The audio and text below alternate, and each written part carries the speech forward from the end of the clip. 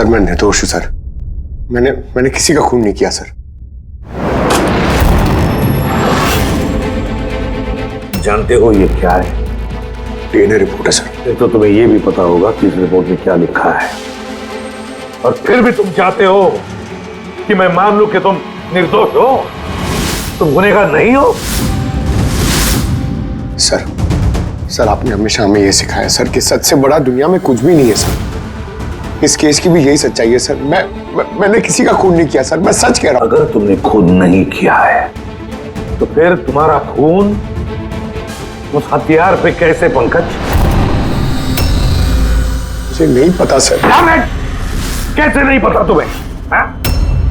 ये जो तुम्हारे हाथ पर चोट लगी है, ये जो खून का निशान है, वो चीख चीख के कह रहा है कि गुनहगार तुम ही हो पंकज, तुम हो। सर मैंने आपको बताया था सर, मैं ऑटो से जब ब्यूरो आ रहा था सब तब कटा था सर। ये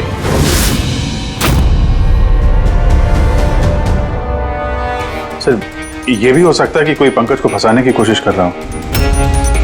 पंकज, इस आदमी ने तुम्हारा हाथ काटा था, शायद वही तुम्हारे खून का सैंपल लेके गया हो क्राइम सीन पे डालने के लिए। सर नहीं सर, सैंपल नहीं हो सकता उसके पास। उसने जैसे ही मेरा हाथ काटा था सर तो वो चला गया था और खून तुरंत नहीं आया था सर, थोड़ा टाइम लगा था।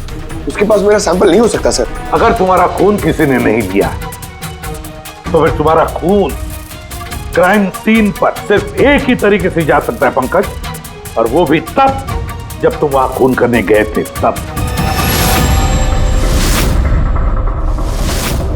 ये क्या बात हुई सर? अगर पंकज को झूठ बोलना होता, हमें गुमराही करना होता तो ये बोल सकता था कि इसका सैंपल कोई लेके चला गया है, मगर इसने सच बोला। इसका सच कोई मायने नहीं रखता क्या सर? हाँ अभिजीत, सच बहुत मायने रखता है, लेकिन फिलहाल इस केस का सच यही है कि इस खून का एक ही सस्पेक्ट है और वो है पंकज।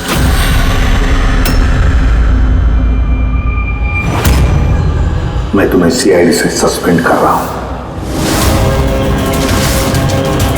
सर मेरा यकीन कीजिए सर, मैं सच कह रहा हूं। मैंने खून नहीं किया, मुझे मेरे पिताजी की कसम है सर। पंकज, तुम्हारी गन और बैच। सर, एक बेटा अपने पिता के श्राद्ध के दिन उसकी झूठी कसम कैसे खा सकता है सर? मैंने तुमसे नहीं पूछा फ्रेडी। गन और बैच।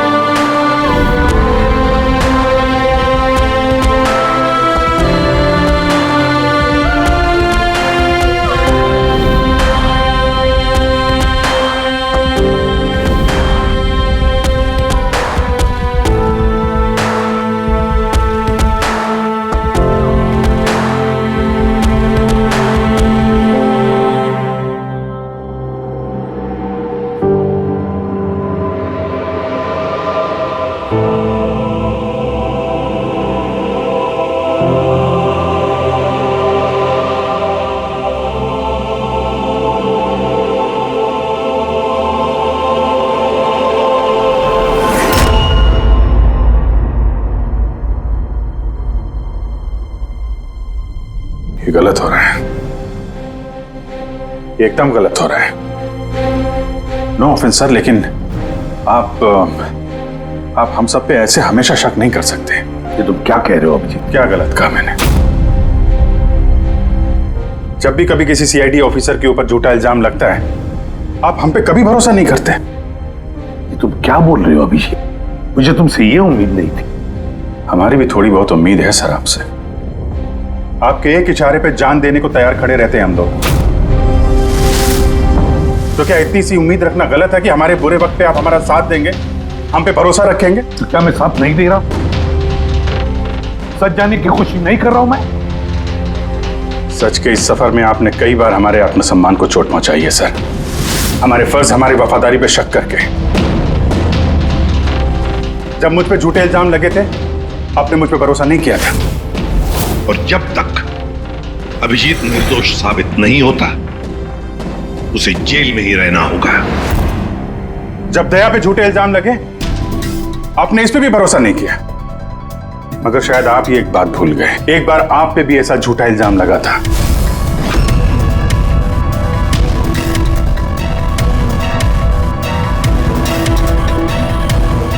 उस वक्त हम में से किसी ने भी आप पे शक नहीं किया था, बल्कि एक मजबूत दीवार बनकर सामने डटे खड़े रहे थे ताकि आपके ऊपर आंच ना आ सके। तो क्या आप वो हमारी हिम्मत, वो ताकत नहीं बन सकते सर? अभिजीत, मुजरिम से भी ज्यादा खतरनाक होता है एक इमोशनल सीआईडी ऑफिसर। तुम इमोशनल बन गए हो अभिजीत। मैं तुम्हें इस केस से हटा रहा हूं।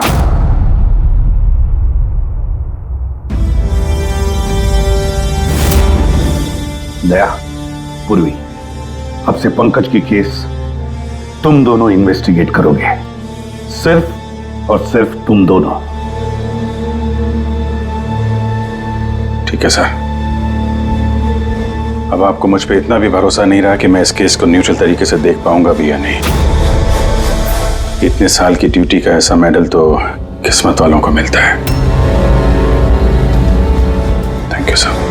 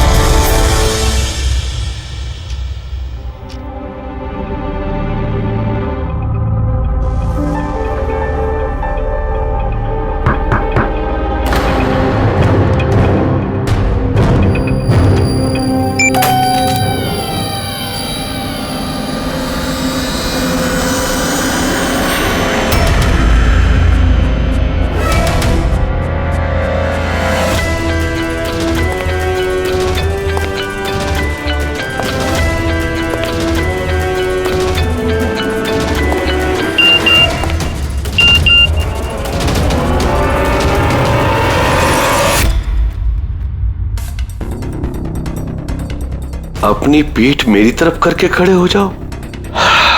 चलो ये भी करके देख लेते हैं।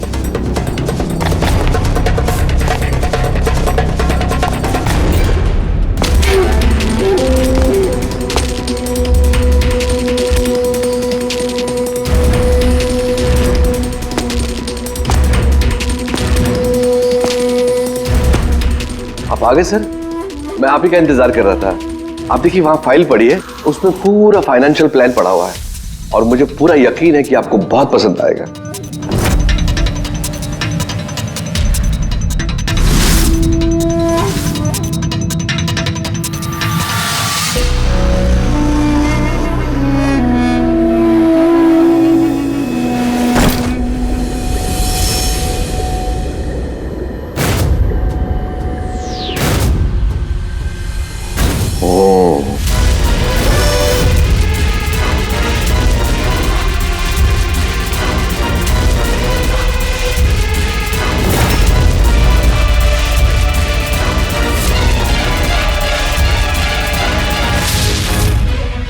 अरे ये तो नकली है।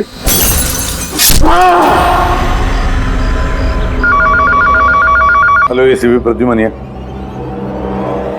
व्हाट? कब? अच्छा ठीक है।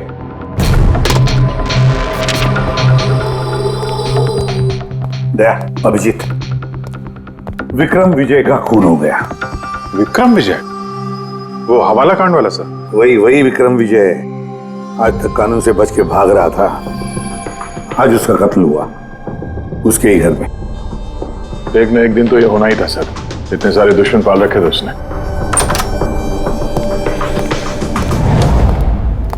सर रियली सॉरी सर, थोड़ा लेट हो गया। क्या बात है पंकज, कहाँ रह गए थे तुम? सर वो डैड का श्राद्ध था सर, आज मंदिर गया था सर पूजा करने। ठीक है, और ये हाथ में क्या हुआ? अरे सर ये आते हुए लग गया, मामूली चोट है, इतना जोर से नहीं लगा सर। ठीक है, तैयार हो जाओ, एक मर्डर केस आया हुआ है। अब ये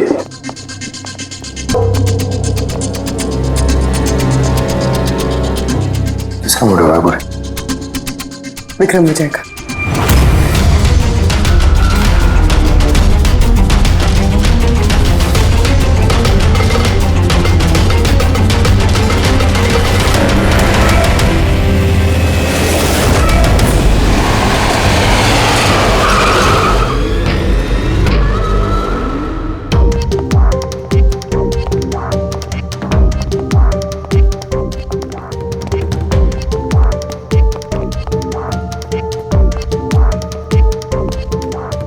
सीआईडी? जी हाँ। सर मैं गोपाल हूँ, विक्रम सर का मैनेजर। ये तीनों कौन? ये मोहित, विशाल और ये राघव है, ये सर के सिक्योरिटी गार्ड्स हैं। और आप? ये विक्रम सर की वाइफ हैं मधु मैडम, और बाकी सब स्टाफ है। बॉडी कहाँ है? सर बॉडी अंदर है। ये गर्दन पे वार किया है, अब पेट और छाती पे भी मारा है। वो नहीं पक्का करना चाहता था कि किसी भी तरीके से ये बचने ना पाए।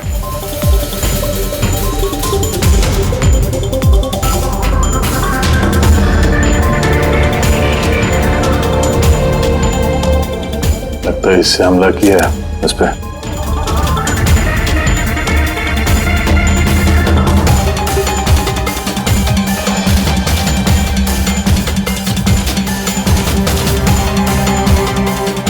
विक्रम के फोन पे आखिरी मैसेज किसी अननोन नंबर से आया। अपनी पीठ मेरी तरफ करके खड़े हो जाओ। पीठ मेरी तरफ मतलब वो आदमी इसको अपना चेहरा नहीं दिखाना चाहता था क्या?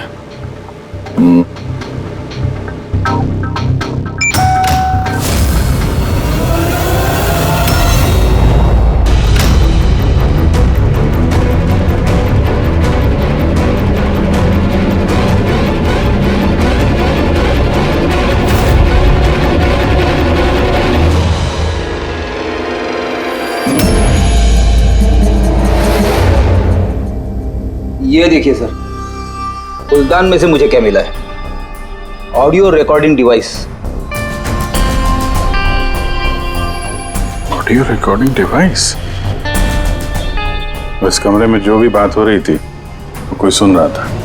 सर मैं उसका नाम तो नहीं जानती, पर वो जिस तरीके से तैयारियां करवा रहे थे उस हिसाब से तो लग रहा था जैसे वो उनका बहुत खास क्लाइंट हो, और वो सिर्फ विक्रम से ही मिलना चाहता था। ये क्लाइंट विक्रम के कांटेक्ट में आया कैसे? सर मेरी वजह से। उसने मुझे पहले कांटेक्ट किया था। वो विक्रम साहब का पूरा इतिहास बहुत अच्छी तरह से जानता था, और विक्रम सर उसके इस होमवर्क से बहुत इम्प्रेस हुए, और उन्होंने मुझसे मीटिंग फिक्स करने के लिए कहा। तो आप उससे पहले मिले थे? नहीं सर, उसने कॉल किया था, और वो भी प्राइवेट नंबर से।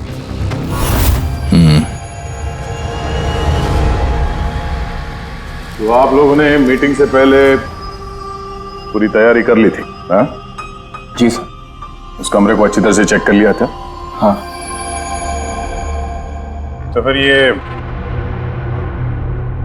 ऑडियो की रिकॉर्डिंग डिवाइस ये कमरे में कैसे पहुंची? सर ये कहाँ से आया? फ्लावर में। फ्लावर पॉट में? वो तो तूने चेक किया था ना मोहित? मैंने चेक किया था सर, लेकिन मुझे फ्लावर पॉट में दिखा नहीं था। दिखा नहीं था? जी नहीं। अच्छा, ऐसे कैसे दिखा नहीं था? ब्यूरो चल, वहां पे अच्छे अच्छे को दिखने लगता है।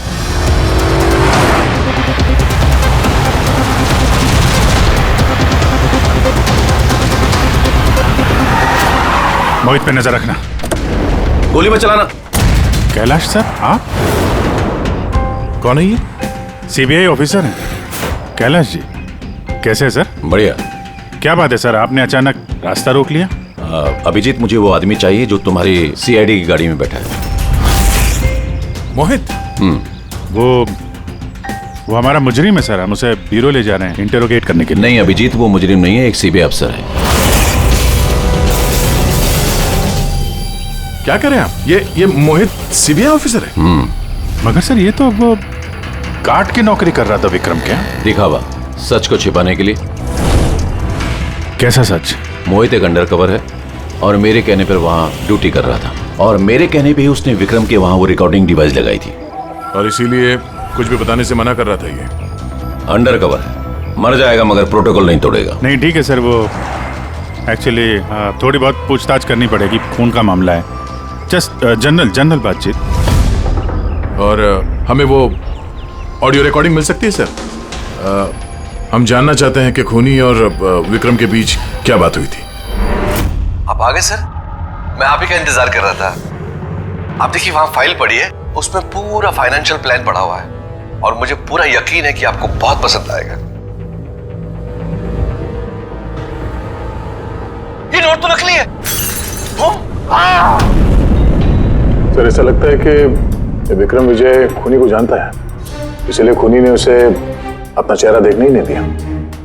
और जैसे ही विक्रम को पता चला कि जो पैसे उसे दिए गए वो नकली हैं, खूनी ने उसे मार दिया और बैग लेके चला गया।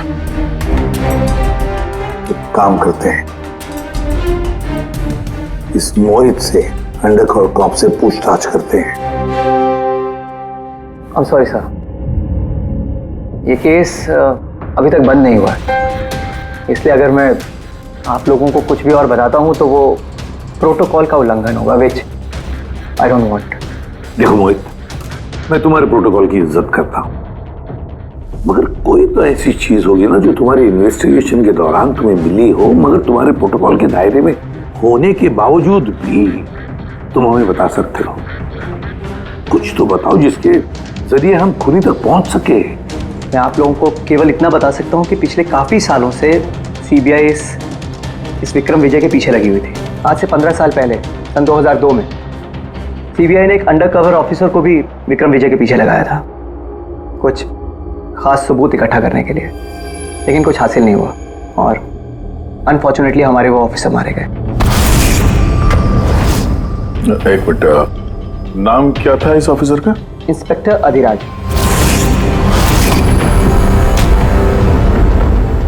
इंस्पेक्टर अधिराज। इस बोतल पे जो खून है, इस खून में विक्रम की डीएनए के अलावा किसी और का भी डीएनए। विक्रम के डीएनए के अलावा किसी और का भी डीएनए है? मेरे कहने का मतलब है कोई और भी था। कौन था सालुंखे? तो अपने क्रिमिनल डाटाबेस में कंपेयर करके देखा, मैच करके देखा तूने? उसकी जरूरत नहीं पड़ी। जरूरत नहीं पड़ी का क्या मतलब है सालुंखे? किसका डीएनए है वो? वो डीएनए पंकज का है। व्हाट? वो डीएनए पंकज का है? हमारे पंकज का? हमारे पंकज का। यानी कैसे हो सकता है? CID officer Pankaj, CID officer Pankaj खून कर सकता है? हमारा एक ऑफिसर खून नहीं है। लेकिन सर पंकज खून क्यों करेगा? वही तो, सीआईडी ऑफिसर खून क्यों करेगा? सर, विक्रम के घर से 1 किलोमीटर की दूरी पर पुलिस को एक लावारिस मोटरसाइकिल मिली है सर। किसकी मोटरसाइकिल है वो? सर वो पंकज की है।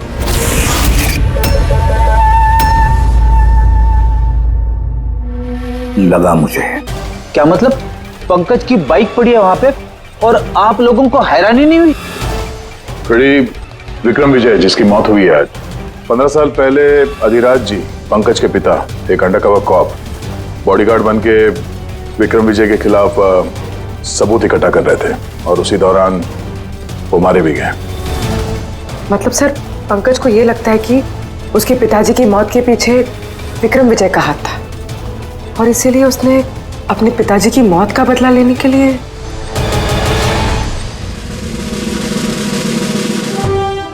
पंकज कहाँ है?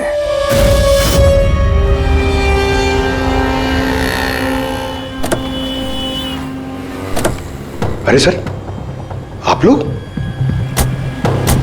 यही सवाल तो हम भी तुमसे पूछने वाले थे। तुम यहाँ क्या कर रहे हो? तुम तो बीमार थे ना? अरे सर, बाइक चोरी हो गई थी मेरी। ये सामने पुलिस स्टेशन में रिपोर्टर कहानी आया था। ये देखिए। हमें पता है तुम्हारी बाइक कहाँ है। आप लोगों को कैसे पता सर? तुम्हारी बाइक विक्रम विजय के घर के पास मिली है। वही विक्रम विजय जो तुम्हारे पिता का खूनी है। जब ब्यूरो में एसीपी साहब ने बताया कि विक्रम विजय का खून हुआ है तो तुम्हें पता था ना कि वही विक्रम विजय है? हाँ सर। अरे तो ब्यूरो में क्यों नहीं बताया तुमने? तुम्हें बताना चाहिए था ना कि विक्रम विजय तुम्हारे पिता का खूनी है। सर, डैड का श्राद्ध था सर। मंदिर से ब्यूरो आ रहा था, उनके बारे में सोच रहा था, ये न्यूज आ गई। एकदम हिल गया था सर, समझ में नहीं आ रहा था क्या करूं। और ये हाथ जो तुम्हारा कटा हुआ है, एग्जैक्टली हुआ क्या था? सर, ये तो जब मैं मंदिर से ऑटो पकड़ के आ रहा था,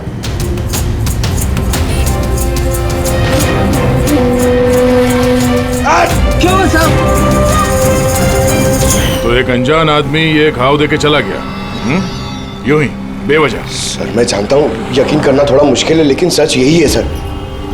पंकज यार, तुम तो हमेशा बाइक पे ब्यूरो आते थे ना, अचानक ऑटो में कैसे आया? अचानक नहीं सर, मेरी बाइक तो 2 दिन से खराब पड़ी है। तो तुम्हारी खराब पड़ी हुई बाइक कोई लेकर गया, उसने उसे रिपेयर करवाया और ठीक होने के बाद उसे एक लावारिस जगह पे छोड़ दिया। वो भी संयोग से एक ऐसे इंसान के घर के पास छोड़ दिया जिसका आज ही खून हुआ और जो तुम्हारे पिता का खूनी भी है। सर, आप लोग मुझ पे शक कर रहे हैं? आप लोग को लग रहा है उस विक्रम विजय को मैंने मारा है?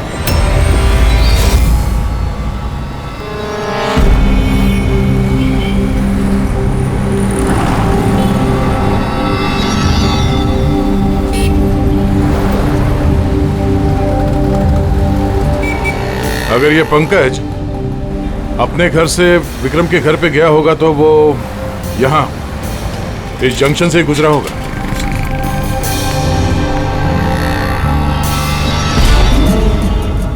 सर, सिग्नल पे सीसीटीवी कैमरा लगा हुआ है। इस सीसीटीवी कैमरा के फुटेज से पता चल जाएगा कि पंकज यहाँ से गया था उस बाइक पे या कोई और था वो।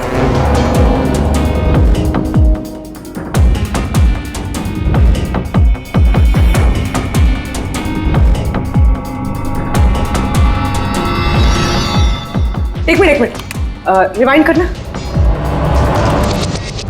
पॉज करना। सर ये देखिए, कि पंकज की तरह नहीं लग रहा है। बाइक का नंबर है XYA 4784। सर, पंकज की बाइक का नंबर भी यही है। पूर्वी, ये पंकज इतनी लापरवाही तो नहीं कर सकता कि एक जुर्म करने के लिए जाते वक्त सड़क पे एक और जुर्म करे, सिग्नल तोड़ने का। जरूर कोई है जो पंकज को फंसाना चाहता है और उसी ने ये सिग्नल भी तोड़ा है ताकि हमारा जो शक है पंकज के ऊपर वो और मजबूत हो जाए। मगर सर, पंकज को कौन फंसाना चाहेगा? शायद इसका कोई पुराना दुश्मन। सर, मेरा ऐसा कोई पुराना दुश्मन नहीं है जो मुझे फंसाने के लिए ऐसी साजिश रचेगा। सर, पंकज, दिमाग पर जोर डालो, कोई तो होगा। देखिए सर, अगर तुम्हारा कोई दुश्मन नहीं है तो फिर ये खून तुमने ही किया है। तुमने अपने पिताजी की मौत का बदला लेने के लिए, और वो भी उनकी बरसी के दिन। सर, मेरा बदला लेने की कोई मेंटालिटी नहीं है सर। मैं खूनी नहीं हूं सर, मैं एक CID ऑफिसर हूं। जहां तक पिताजी की बात है सर, मैंने तो उन्हें ठीक से देखा भी नहीं। सर मुझे तो ऐसा कुछ याद भी नहीं है जो उन्होंने हमारे साथ कोई अच्छा टाइम स्पेंड किया हो या हमारे साथ रहे हो। सर उन्हें तो फर्क भी नहीं पड़ता होगा कि उनका कोई बेटा है जिसे उनकी जरूरत भी है। सर मतलब तुम्हारे पिताजी के साथ तुम्हारे संबंध अच्छे नहीं थे? सर वो एक अंडरकवर कॉप थे सर। वो ज्यादातर अपने काम में ही बिजी रहते थे। घर गृहस्थी परिवार बच्चे उनसे उनका कोई लेना देना नहीं था सर। मुझे तो सिर्फ मेरी माँ ने पाला है सर। लेकिन फिर भी पंकज, तुम्हारी अपनी पिताजी के साथ कुछ ना कुछ तो यादें जुड़ी होंगी ना? कुछ भी? बस सर थोड़ा सा याद है मुझे सर। मुझे मेले में ले जाते थे सर वो, मगर मेले में ले जाने से पहले सर वो मुझे हॉस्पिटल ले जाते थे हमेशा। हॉस्पिटल में?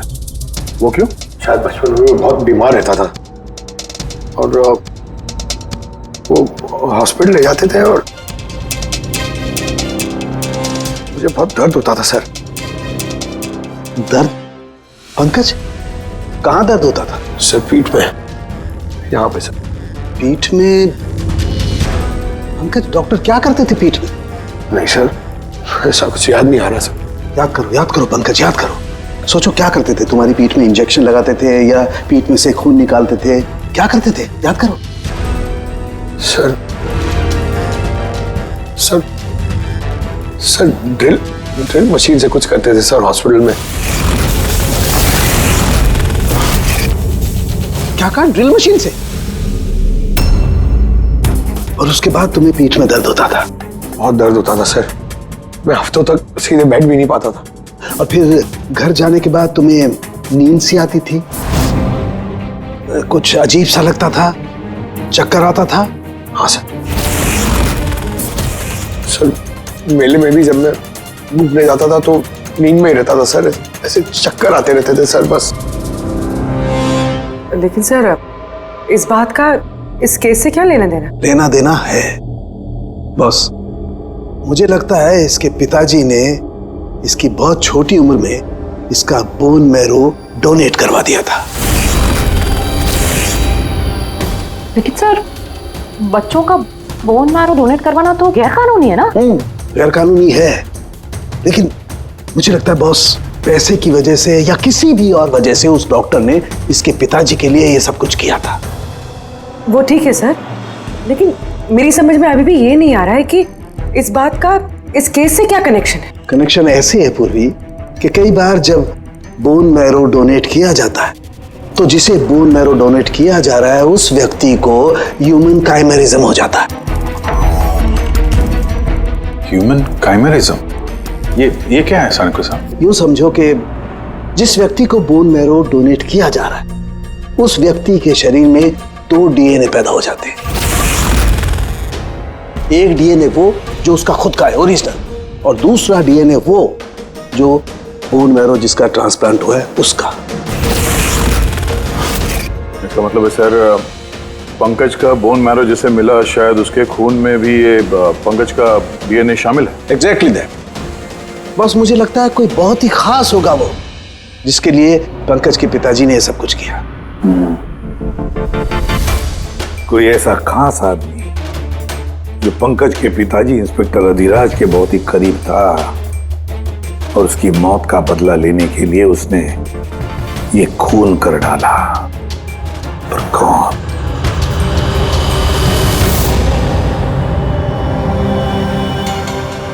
दया।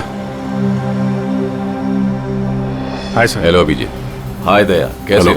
गुड। सॉरी आपको यहाँ ऐसी जगह पे बुलाना पड़ा। अभिजीत, जो इन्फॉर्मेशन तुमको चाहिए थी वो ना तो सीआईडी ऑफिस में दी जा सकती थी और ना मेरे ऑफिस में।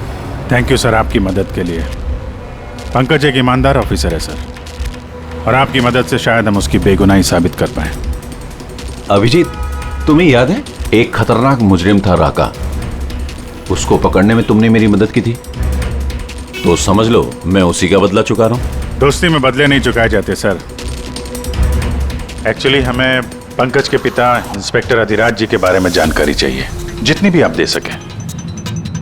आपने काम किया है ना इंस्पेक्टर अधिराज के साथ? हाँ दया, अधिराज बहुत ही ईमानदार अफसर था और बहादुर भी। मुझे तो ये कहने में गर्व होता है कि हमने एक साथ काम किया। सर एक्चुअली हमें ये पता करना था कि उनके अंडरकवर मिशन के दौरान उनके कभी किसी से कोई खास रिश्ते बने थे। I mean, कोई नया परिवार, ऐसा कुछ। अभिजीत, ये जो अंडरकवर की दोहरी जिंदगी होती है, मुश्किल होता है जीना। एक पुलिस वाला भी तो इंसान ही होता है ना, और उसे भी वो चौकट कभी कभी नहीं लगनी चाहिए जो वो लांग गए। मतलब उनको भी किसी से प्यार हुआ था? उनका कोई दूसरा परिवार भी था? हाँ, अधिराज की दूसरी पत्नी बच्चे को जन्म देने के बाद गुजर गई। ओह, और अधिराज जी की मौत के बाद इस दूसरे बच्चे का क्या हुआ? ये राज हमेशा राज ही बना रहा कि अधिराज ने उस दूसरे बच्चे को कहाँ रखा, कैसे पाला, और वो बच्चा कहाँ गया, कभी किसी को नहीं मिला।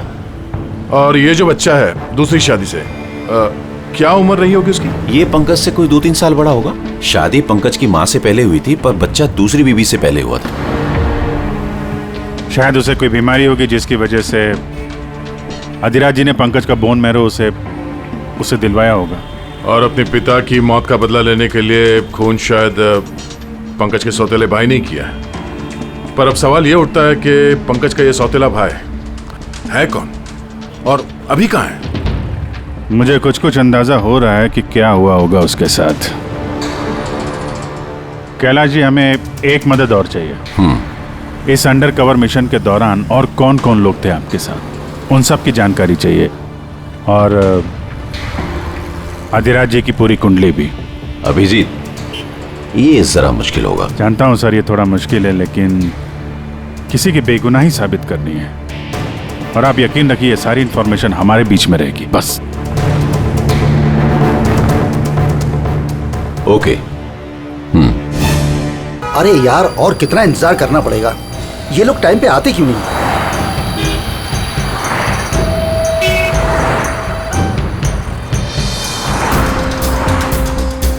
अरे यार, आधे घंटे से इंतजार कर रहा हूँ। अरे मुझे आज ही पूरा पैसा चाहिए। अरे मुझे निकलना है इस शहर से आज ही। तेरा हिसाब तो मैं आज, अभी और इसी वक्त चुकता कर दूंगा।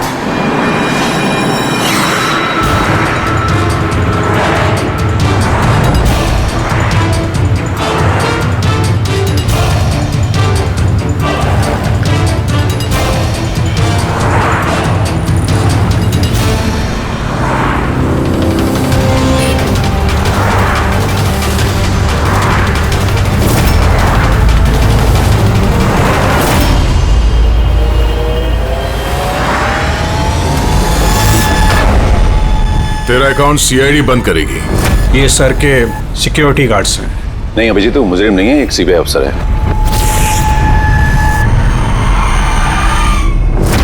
पिता के कर्ज को पूरा करना हर बेटे का धर्म होता है सर, और जो बेटा ऐसा करता है वही अच्छा बेटा कहलाता है, और वो हूं मैं। तुमने तो किया नहीं, मैंने लिया है अपने पिता की मौत का बदला। देखो मोहित, तुम दोनों के पिताजी इंस्पेक्टर अधिराज एक नेक, ईमानदार और बहादुर इंस्पेक्टर थे। क्या लगता है तुम्हें, उन्हें तुम जैसे मुजरिम बेटे पर गर्व होगा या पंकज जैसे ईमानदार सीआईडी ऑफिसर पर? तो सच बात तो यह है कि पिताजी को हमेशा से इस पंकज पर गर्व था, और प्यार भी वो इससे ही ज्यादा करते थे। मुझे तो उन्होंने अनाथ आश्रम में डाल दिया था सर, ताकि उनके दूसरे परिवार पे कोई आंच ना आ सके। वो ये बात बताती तो तू हमारे पास आई क्यों नहीं? मैं तो भाई हूं तुम्हारा यार। हम दोनों मिलके पकड़ते विक्रम को, और कानून के रास्ते। नहीं चाहिए थी मुझे तुम्हारी मदद। हमारे पिताजी के कातिल को कैसे पकड़ना है और कैसे उससे बदला लेना है, ये सारी प्लानिंग मैंने कर रखी थी सर, बहुत सालों से। और यही कारण है कि मैं सीबीआई ऑफिसर बना, और ठीक हमारे पिताजी की तरह ही एक अंडरकवर ऑपरेशन पे गया उस विक्रम विजय के खिलाफ। लेकिन इस बार उसे सजा दिलवाने के लिए नहीं सर, बल्कि उसे खत्म करने के लिए। एक सीबीआई ऑफिसर होकर भी तुमने जुर्म किया। तुम जैसे लोगों की वजह से ही लोग कानून पर विश्वास करने से कतराते हैं। इस काम में केतन ने तुम्हारी मदद की थी ना? हाँ सर, केतन भी मेरे पिताजी के साथ काम करता था। वो भी एक अंडरकवर कॉप था। उसी ने मुझे सब कुछ बताया और उसके बताने से ही मुझे पता चला कि बचपन में मेरा एक ऑपरेशन भी हुआ था। और जब तुम्हें पता चला कि तुम्हारे खून में 2 डीएनए, एक तुम्हारा दूसरा मेरा, तो तुमने खून करके मुझे ही फंसा दिया। हाँ, और इसीलिए मैंने अपना खून बहाकर उस हथियार पे डाल दिया था और उसके बाद तुम्हारा हाथ काटा ताकि एक तीर से 2 निशाने लग जाए। मेरे दोनों दुश्मन, हमारे पिताजी का कातिल वो विक्रम विजय। हेलो कैलाश सर, सर मैंने विक्रम विजय के रूम में ऑडियो डिवाइस लगा दिया।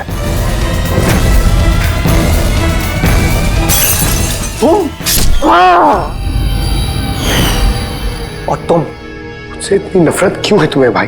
क्यों ना करो तुमसे नफरत? आज तक सब कुछ तो तुम्हें मिला है। हमारे पिताजी का नाम, उनका प्यार, उनकी इज्जत, सब कुछ। और दुख की बात तो यह है कि ये सब कुछ मिलने के बाद भी तुम्हें इतना सा भी होश नहीं था कि हमारे पिताजी का कातिल है कौन। अगर आज मैं नहीं होता ना, तो हम दोनों के पिताजी का कातिल आज भी जिंदा होता और खुला घूम रहा होता। और तुम्हें क्या मिला मोहित? जेल? और खून करके तुम्हारे पिताजी को क्या मिला मरने के बाद? शर्मिंदगी? सर एक बात पूछ सकता हूं आपसे? आप लोग मुझ तक पहुंचे कैसे? क्योंकि मैंने कोई कसर नहीं छोड़ी थी सारे सबूत पंकज के खिलाफ करने में।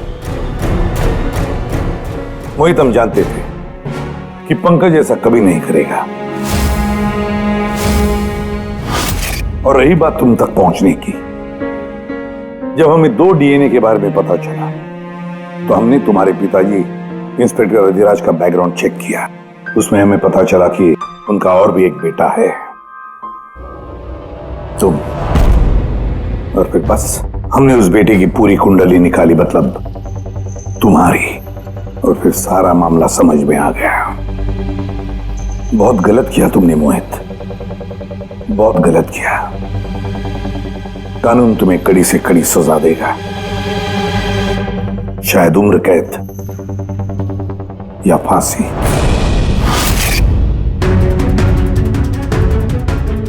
रेडी?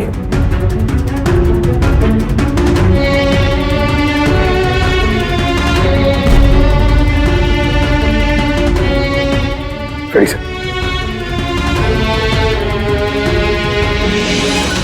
मैं जानता हूं तुम्हारे दिल में सिर्फ मेरे लिए कड़वाहट है, मगर मुझे पता ही नहीं था कि मेरा कोई एक भाई है। मुझे नहीं मालूम कि तुम्हारे साथ क्या होने वाला, मगर तुम एक बात हमेशा याद रखना, मैं तुम्हारा इंतजार कर रहा हूं। I'll wait for you.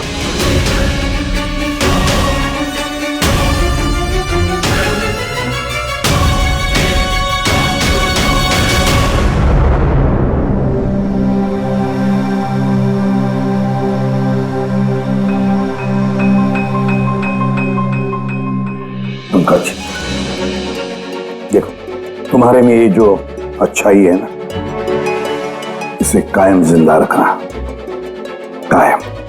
Welcome back to CID. Thank you sir. Sir, I am sorry sir. आप सही कह रहे थे। इमोशनल होके मैं कुछ जरूरत से ज्यादा ही बोल गया सर। I am sorry.